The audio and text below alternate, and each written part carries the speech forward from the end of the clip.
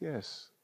Again, that's a good question because there were a variety of things that happened, positive and negative.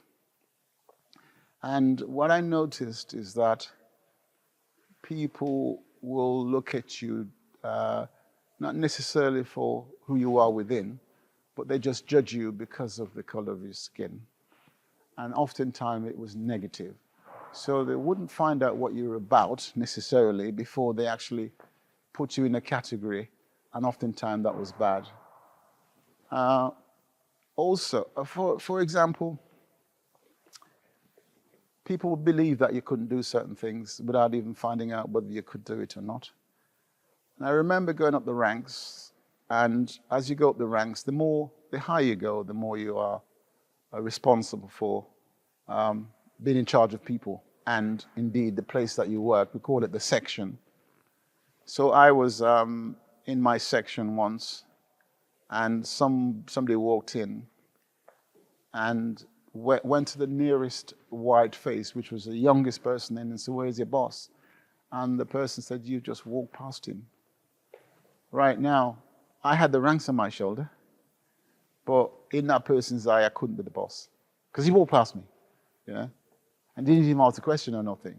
So those just was one example.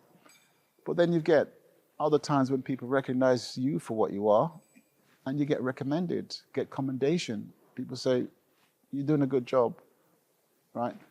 They were white faces, but they saw what you did and what your capability. The other contrast I would draw is also something that affects you very much is promotion. In the military, the higher the rank, the better it is for you if you can hold it. What do I mean by that? It is monetary linked. So if you get promoted to the very top that you can be, that is the best thing for you in terms of receiving a pension at the end of the day. So I remember being on a unit once, and this gentleman came up to me and he said, "Why are you still in that same rank?" And I said, "What do you mean?" He said, "I was on a board and you came top of that board 3 years ago and I was still there. So I lost out on 3 years' wages, which means then that impacts all the way up. So you never catch up the 3 years. So at the end of the years, when you leave with a pension, instead of getting that money that you'd have got accumulative over the 3 years, you'll never get that again." But there were lots of positive. The Royal Air Force was for me more than I expected. What I wanted to do, far more than what I got to do. I got to travel all over the world, which I didn't think I would do that.